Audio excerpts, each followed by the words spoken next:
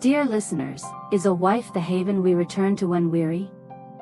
Is she the embodiment of love, the lifelong companion? Is she the steadfast support, the hope, the driving force that empowers a man to stride confidently through society? Above all, is a wife truly a home, a genuine sanctuary? Perhaps each of us holds a different answer to these questions. To delve deeper into the meaning of the word spouse in every man's life, we invite you to follow the poignant story by author Clara Rose. This tale is not just an answer but a profound perspective on marriage, love, and responsibility. Join us in listening, reflecting, and sharing your thoughts. Don't forget to like, share, comment, and subscribe to support Lily Grace in bringing you more captivating stories. Be sure to hit the bell icon to get notifications for new stories. Now, let's dive in. The rooster's crow, as always, signals my wake-up call. Winter or summer, it's the same routine, right on time. With 3 kids in tow, I work tirelessly, like a beast of burden. But it's never enough. The older ones and the youngest keep me on edge, sometimes pushing me to the brink of giving up. The little one's feverish today, crying non-stop, clinging to me so I can't get anything done. Even Grandma can't soothe her, it's just the 2 of us, mother and daughter. Work piles up unfinished, the planting season is in full swing, and there's no one to help at home. Hiring help isn't an option, we can't afford it, so I grit my teeth and push through. Thinking of my husband brings a wave of sadness, I don't even want to mention him. 3 kids, and yet he's still wandering aimlessly, never settling down. Not a single penny comes back to us, his family. The baby's piercing cries snap me out of my thoughts.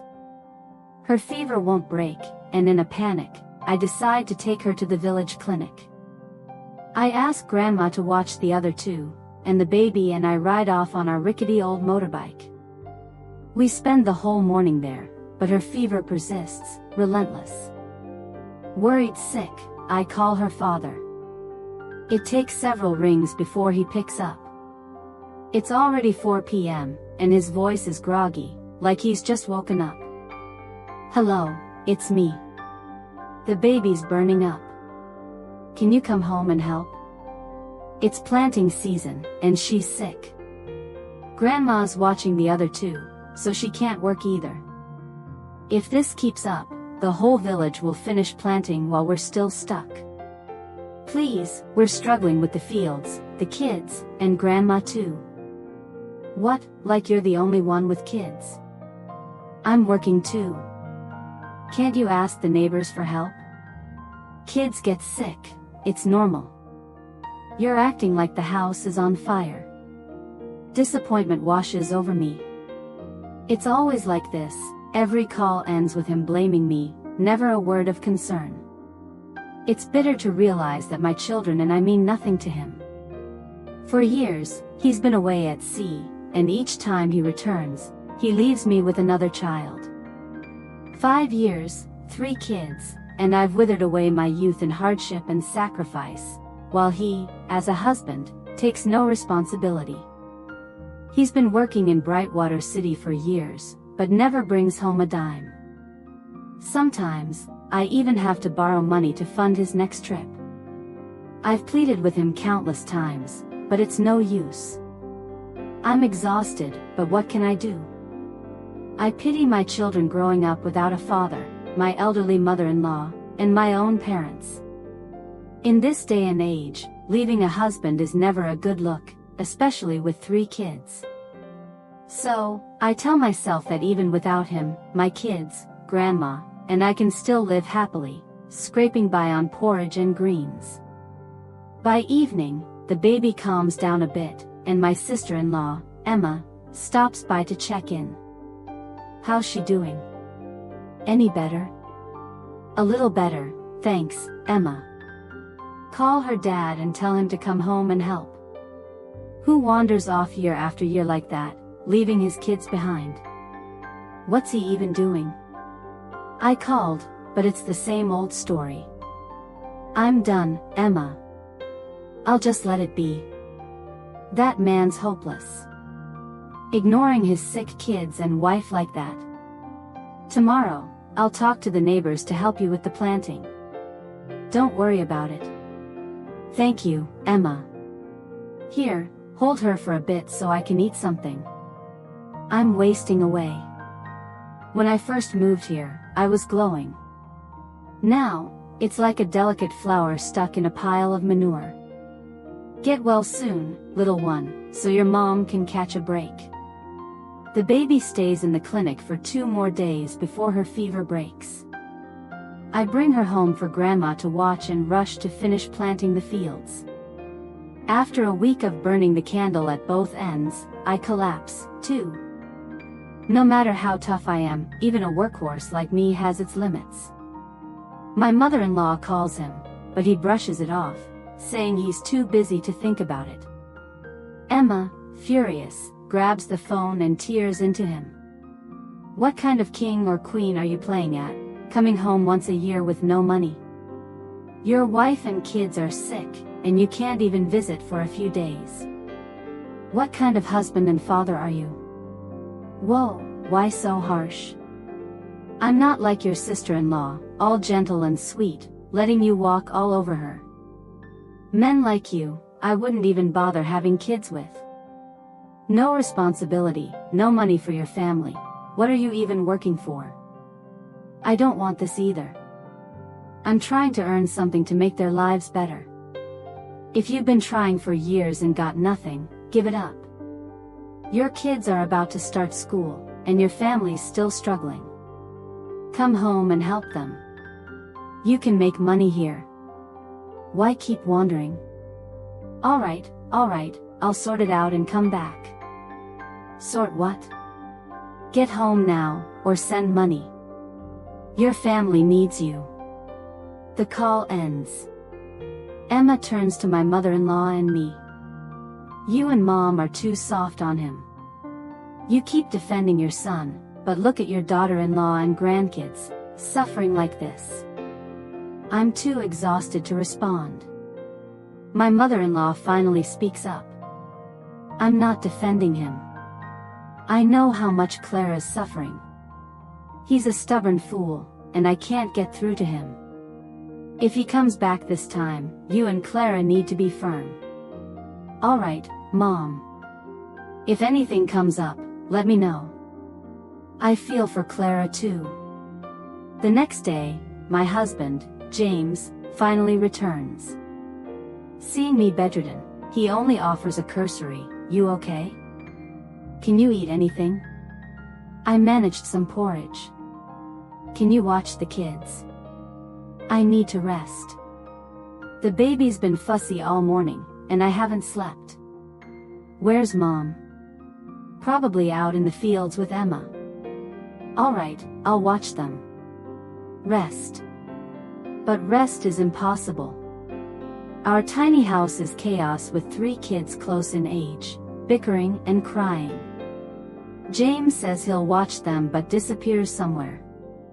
I call the eldest, who runs in saying, "Uncle Tom called, and Dad left." Tears well up as I tend to the kids. He's been gone a year, yet he can't even stay home to play with them, already off with his buddies. Every time he's back, it's just drinking and carousing, and we're no more than strangers to him.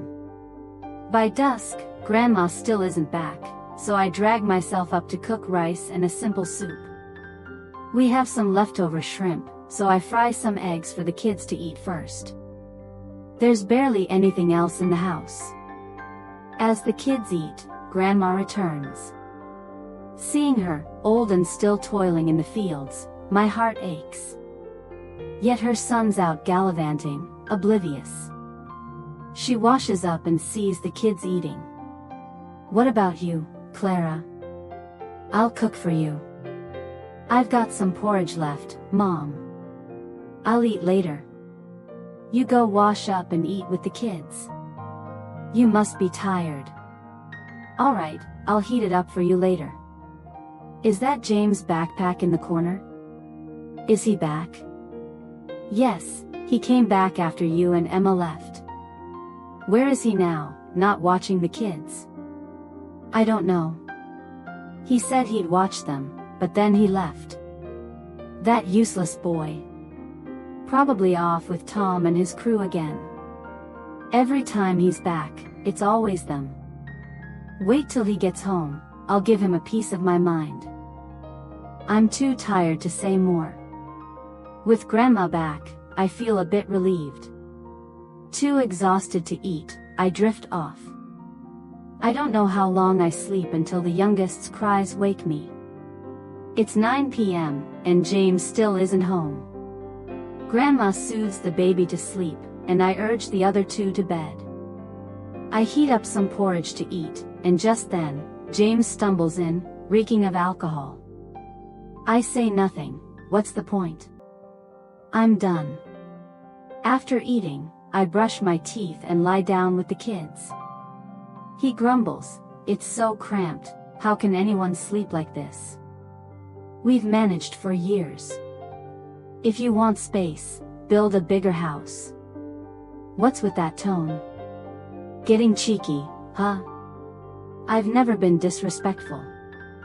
But you should think before you speak. I'm exhausted, I'm going to sleep. Sleep here if you can, or roll out a mat on the floor. It's mosquito season, a mat on the floor? They'll carry me away. Do whatever you want. I turn away and sleep. James fusses for a while before passing out, the alcohol making him drowsy. Morning comes, and the kids wake early, their playful chaos irritating James. He snaps at them, and they cry, frightened. Grandma rushes in, seeing her grandkids huddled in a corner, and she's livid. "You're pathetic, James. They're your kids. You're gone all year, back for a few days, and instead of loving them, you yell because you couldn't sleep. Do you know how much your wife suffered all these years?" Here we go with the nagging again.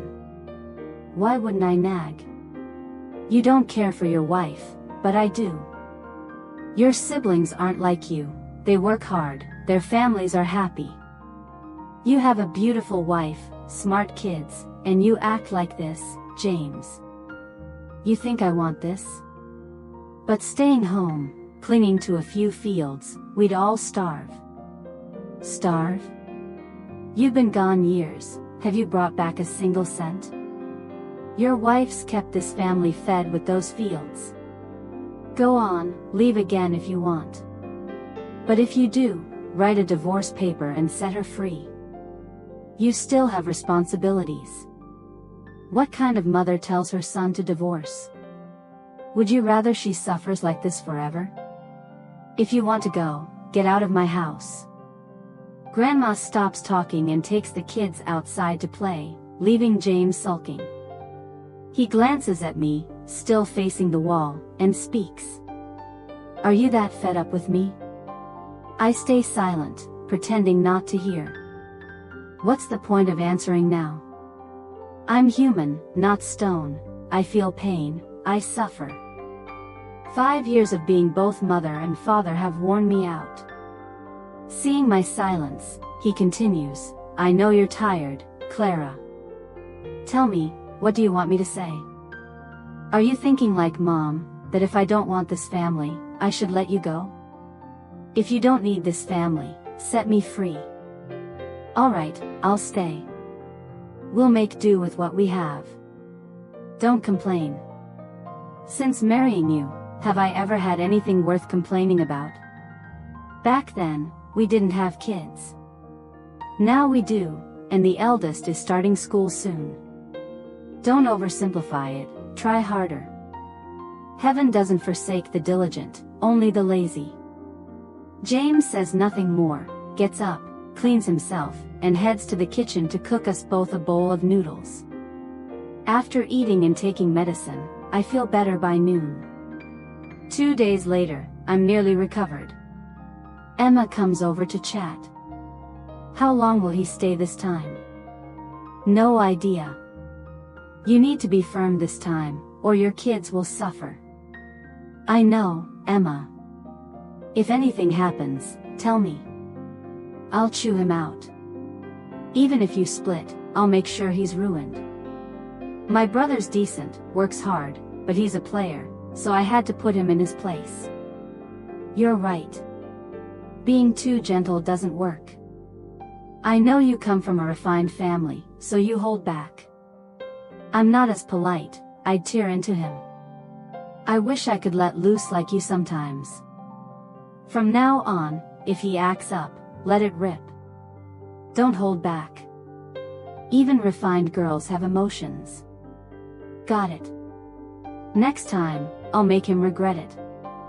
Thankfully, my mother-in-law and sister-in-law are kind. If I had a harsh mother-in-law, I'd have packed up and left long ago.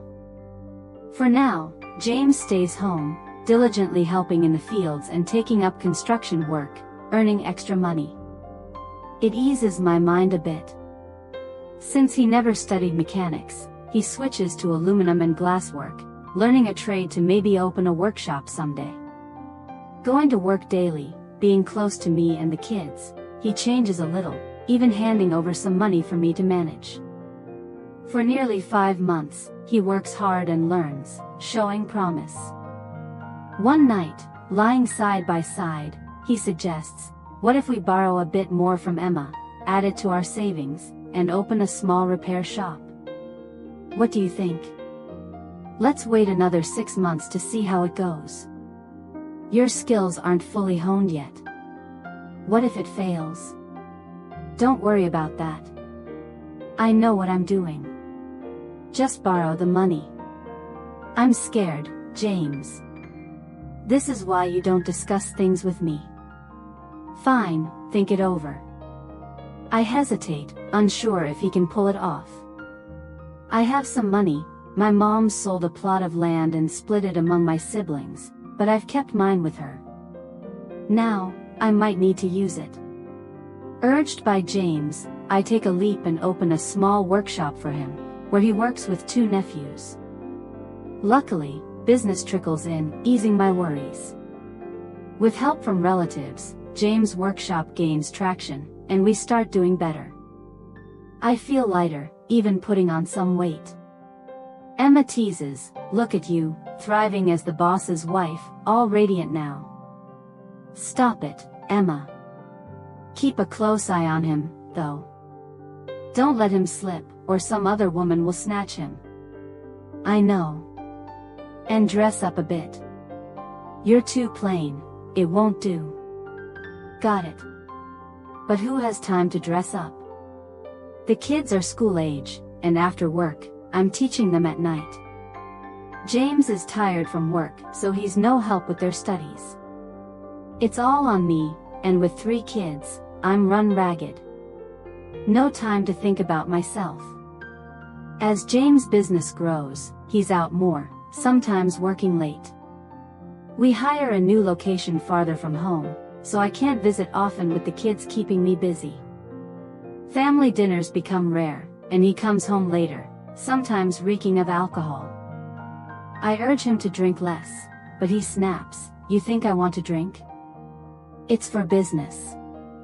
Stop nagging. I only advise gently, never raising my voice, but he complains anyway. I can't let this continue. He's got money now, and with temptations everywhere, especially his shady friends, I'm constantly uneasy. When he's in a good mood, I remind him, but he just hums and falls back into old habits.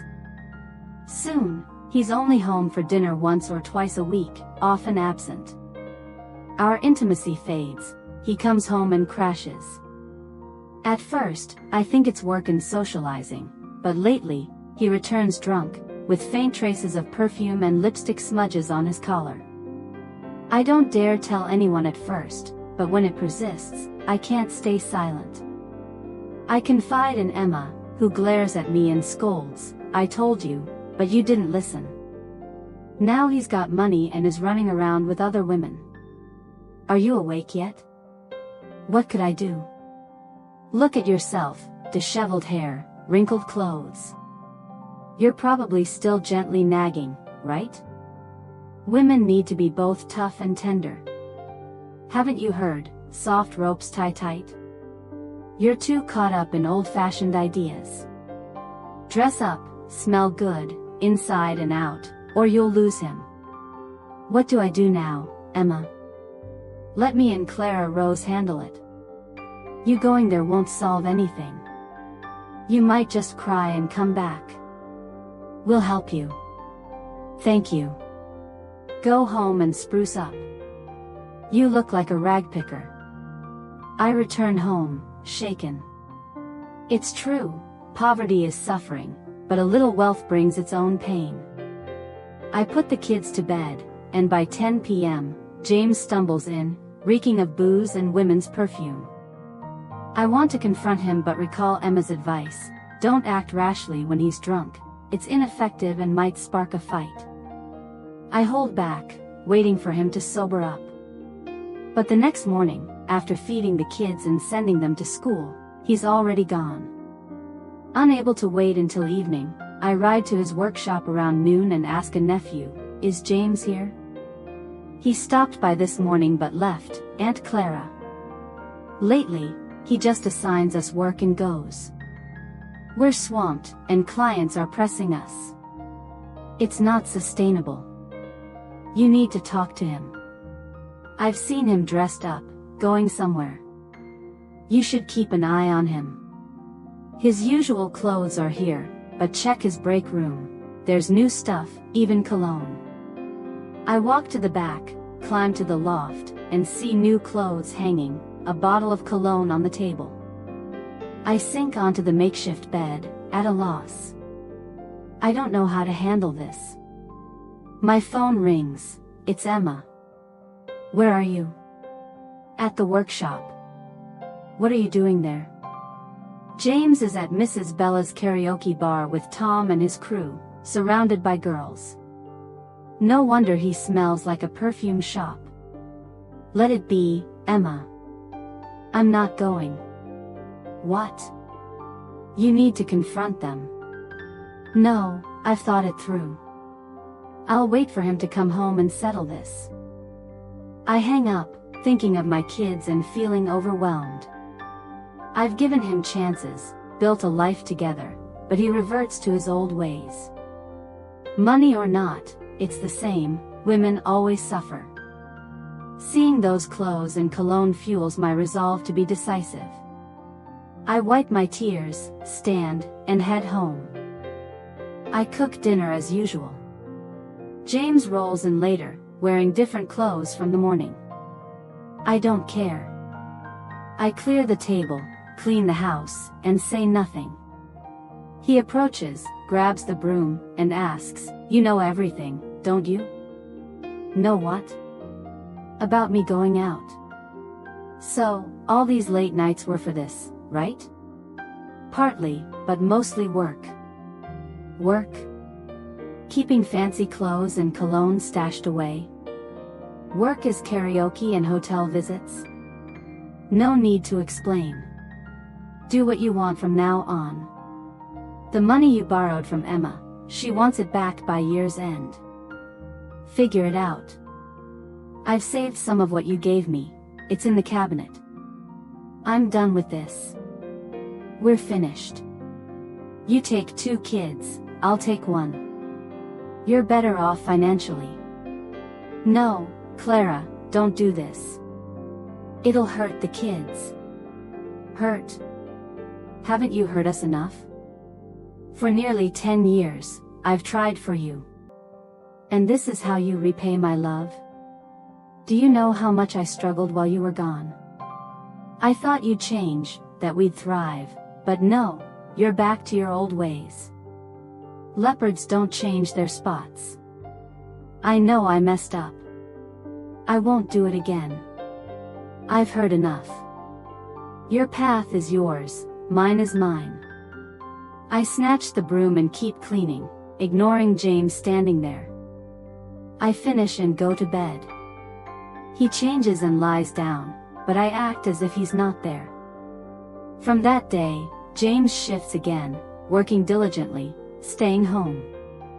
A nephew says, "Uncle's been really good lately." I nod, wondering how long it'll last. That evening, Emma visits. "How's he doing? Reformed yet?" "No idea how long it'll last." "You don't know, but after you left, I told him you knew." His face went pale. "He's scared, so there's hope." "Normally, he's so rough, but he's afraid of you." "I don't believe it. I'm tired of his promises." "You're in your 30s, not young anymore. If he fails 3 times, pack up and go." "I've thought it through. I survived the worst, I won't be weak now." "Good. Keep saying the money's for me to make him work harder. And nudge him to care for the kids." We talk a while longer before I head home. James is putting the older kids to bed. The youngest is already asleep with Grandma. We haven't bought a second bed, so we still share one. Tonight, I sleep with the kids. "James, you sleep over there." "I'm with the kids. We're married, we should sleep together. This is how it should be." "Clara, I'm exhausted. Let me sleep." He says no more. I slip to the other bed, thinking he'd change after a month, but he's slipping again, missing dinners occasionally. I'm angry but keep cooking. We just don't share a bed. Deep down, I still want to give him a chance, but maybe I won't get to. A nephew calls. "Aunt Clara, Uncle's at it again. Tom's been dragging him out." At first, he denied it, but now he's going. "Clients are piling up, we'll go under. Talk to him." I'm crushed. I thought he'd change for the kids, but before I can forgive, he's back to his ways. 3 strikes, and I'm done. I tell my mother-in-law and Emma I'm taking the kids to my parents for a few days, then filing for divorce. My mother-in-law weeps but can't stop me. I consider leaving the kids but take them, along with the savings. Why cling to pride and let another woman benefit? Emma will collect the loan for the kids' education. That afternoon, we hire a car to my parents. It's just across Willow Bridge, but I rarely visit, not wanting to burden my retired teacher parents with gossip. Now, with no choice, I return. I don't call ahead, just go. On the way, I'm calm, but at their gate, I hesitate. The kids' shouts draw my parents out. Mom sees our bags and looks at me but hugs the kids. Dad gives them snacks, and they play. Mom asks, "Just visiting, or what?" I spill everything. Dad chimes in, "If you're too tired, come home. We'll manage. We've heard enough. If you won't change, do what you need. Gossip won't hurt more than you and the kids. If you won't reform, stay here. Your siblings won't judge. I've been a burden. Stop crying. Tomorrow, Mom will take you shopping. You dress older than I do." I worried, but my parents never abandoned me. A daughter can always return to her parents, in joy or failure. I'm blessed to have them. The next day, while shopping, James calls. "Where'd you take the kids?" "We're at my parents'. In a few days, I'll send the divorce papers." "What? No divorce?" "No. So you can torment me forever? You're a man, you'll be fine. My youth is gone. I need to think of myself." "What about the kids?" "You dare say that? Ask yourself." I hang up, done talking, and shop with Mom, getting a haircut to refresh. Emma was right, aging myself is my fault. James comes to my parents, but Dad blocks him at the gate. "Go home. For 8 years, my daughters cared for your family. If you can't do the same, we'll take care of them. No need to trouble you. Dad, please, let me see my wife and kids. I know I was wrong. Today, she's your wife. Tomorrow, she's my daughter. You promised when you married her, but you failed. Keep your word and let her go. And the kids? They don't need a father like you. Go. Dad walks inside, ignoring James' pleas. He waits, but I don't come out, and he leaves.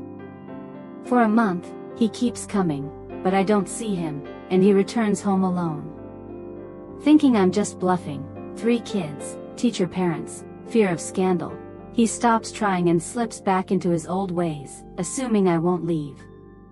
But this time, I'm not the quiet, enduring Clara. I'm done. That night, even when James came home, he didn't do much. He'd head to the workshop, working until time ran out. If only he'd realized this sooner, he wouldn't be so lonely now. Lying there alone, James finally felt the weight of his solitary comings and goings. Before, he was consumed by his reckless pursuits, never considering his wife's feelings or the struggles she endured for their children. He mocked himself, always putting himself and his friends first, chasing fleeting pleasures. Now, he understood that only his wife and kids were his true anchor, the home he should have cherished and protected. Yet, he'd callously thrown away that precious gift. He deserved this. The next day, James stayed home to rest, but his mood was as bleak and heavy as ever. If Clara didn't want to mend things, he was ready to let her go, to let her find new happiness. She'd suffered too much for him over the years. He didn't deserve her unwavering devotion, so if she no longer needed him, he'd accept their separation with a bitter smile. Now, James focused solely on work, pouring himself into it without distraction. He paid off his debt to Emma, even bought a new house, and stopped texting Clara to plead for her return.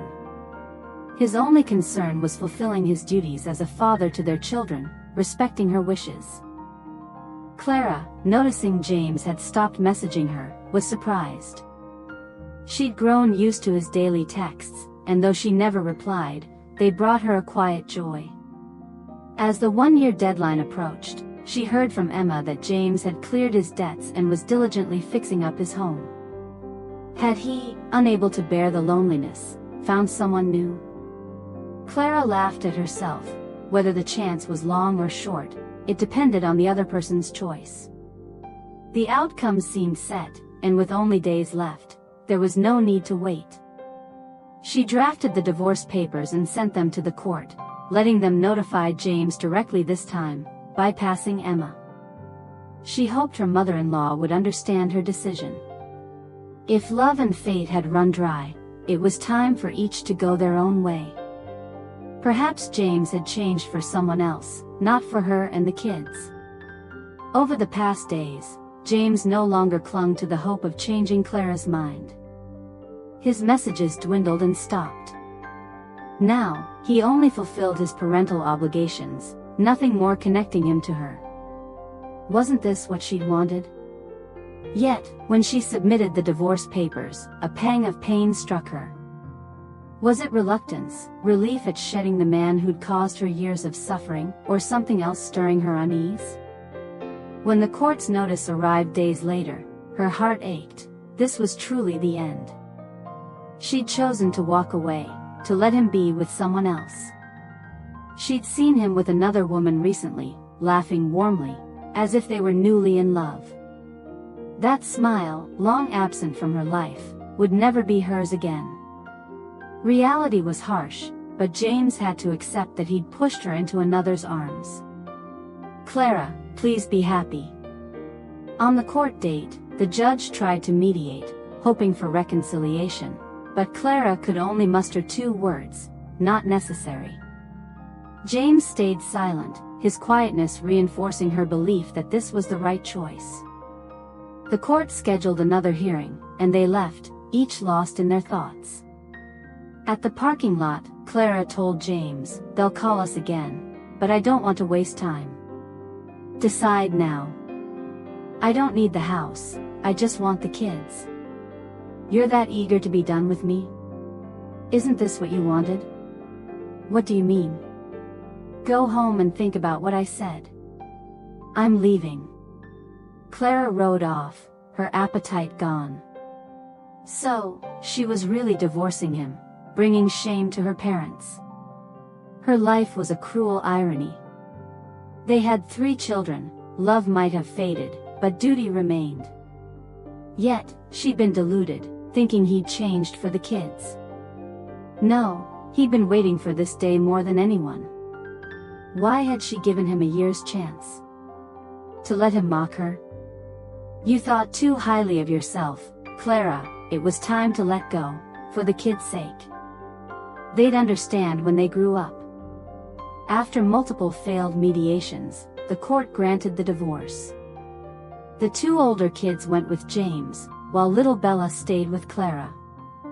The eldest, in 2nd grade, understood her parents' split and was heartbroken. The younger 2 thought they were just shuttling between grandma's houses. When with their dad, they asked for mom. With her, they asked for dad, each question piercing Clara's heart.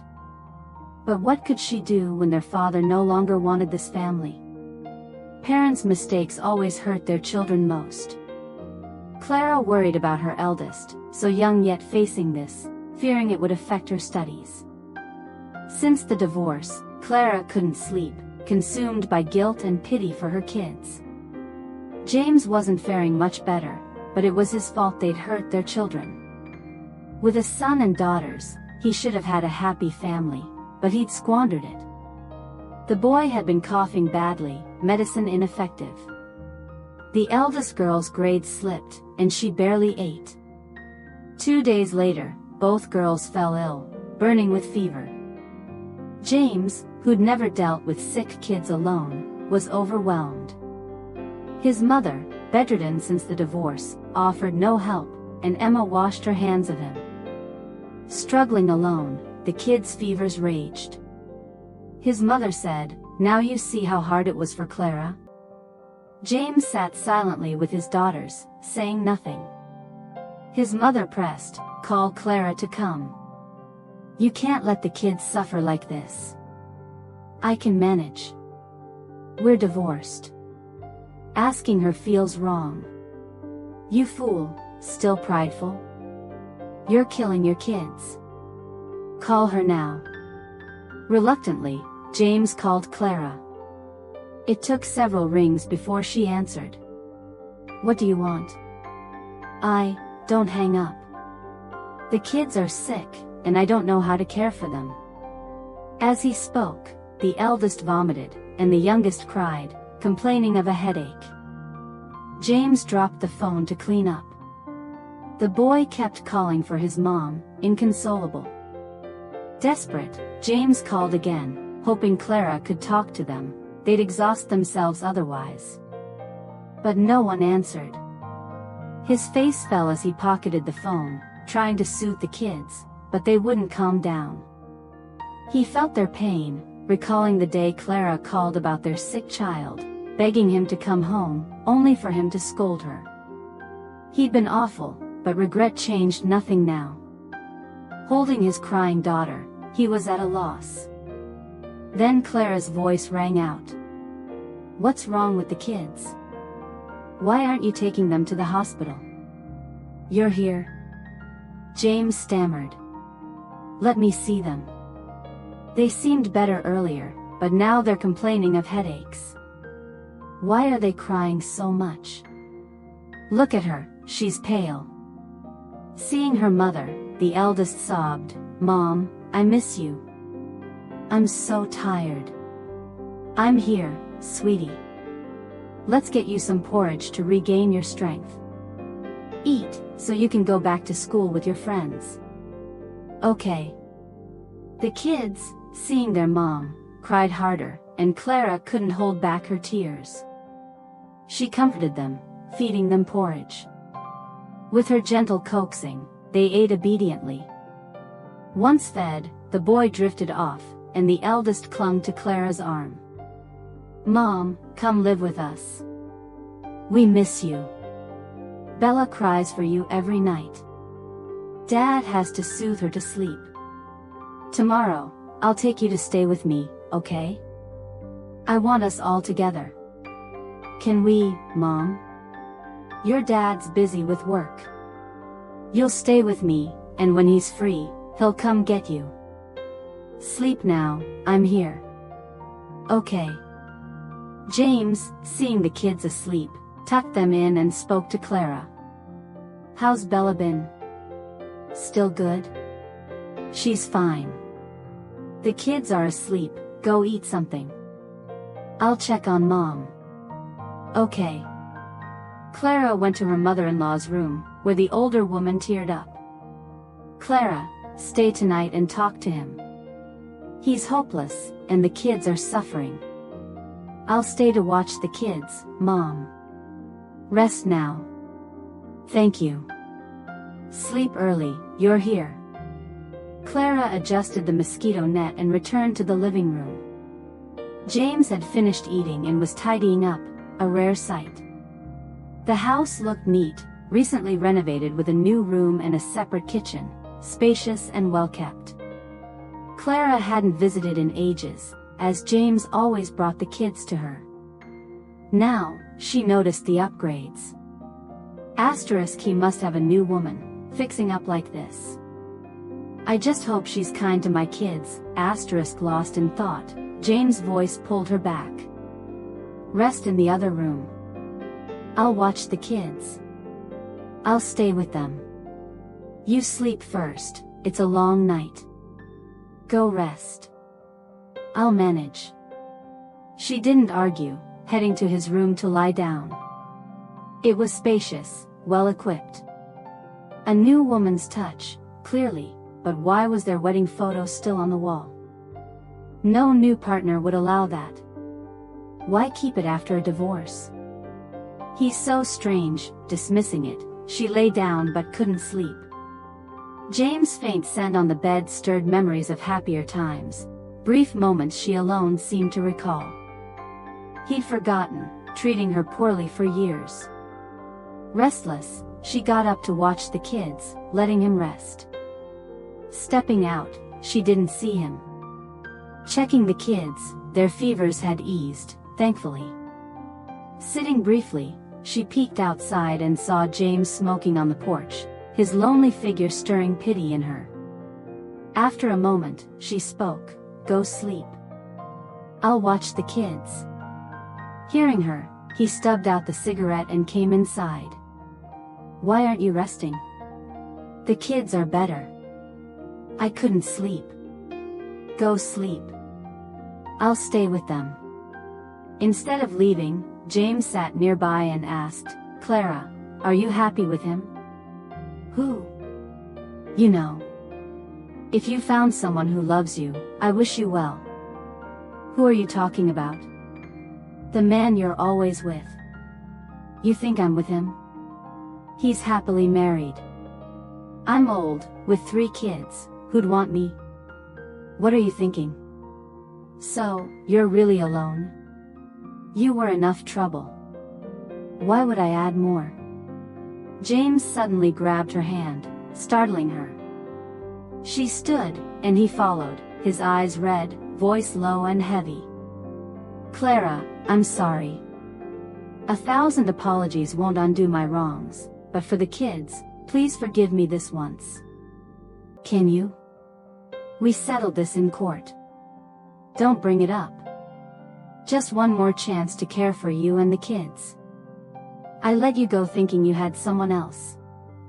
If I'd known, I'd never have signed those papers. Why didn't you say this during mediation?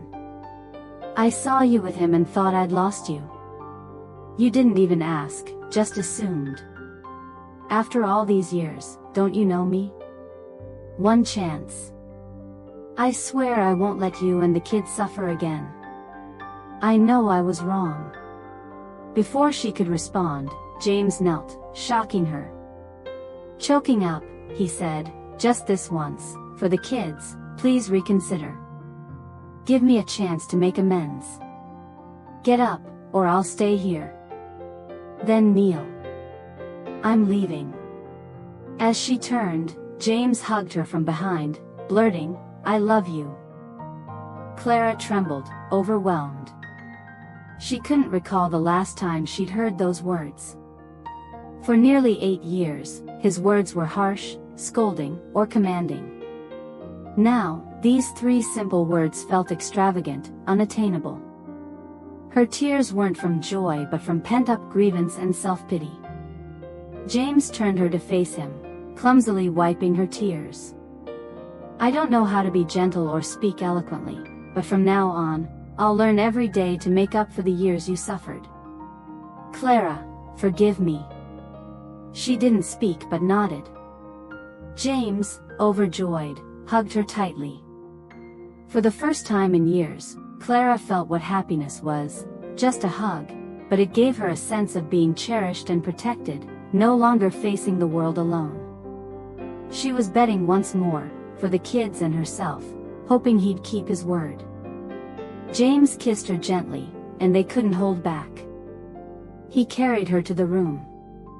Life is practical, despite its harshness. With both partners' effort, a family can remain whole and happy. Fate and debt are partly shaped by human actions. So, while we can, let's respect and treat each other well. Dear listeners, today's story ends here. If you enjoyed it, please like, subscribe, and turn on notifications to catch our next tales. Goodbye, and see you soon.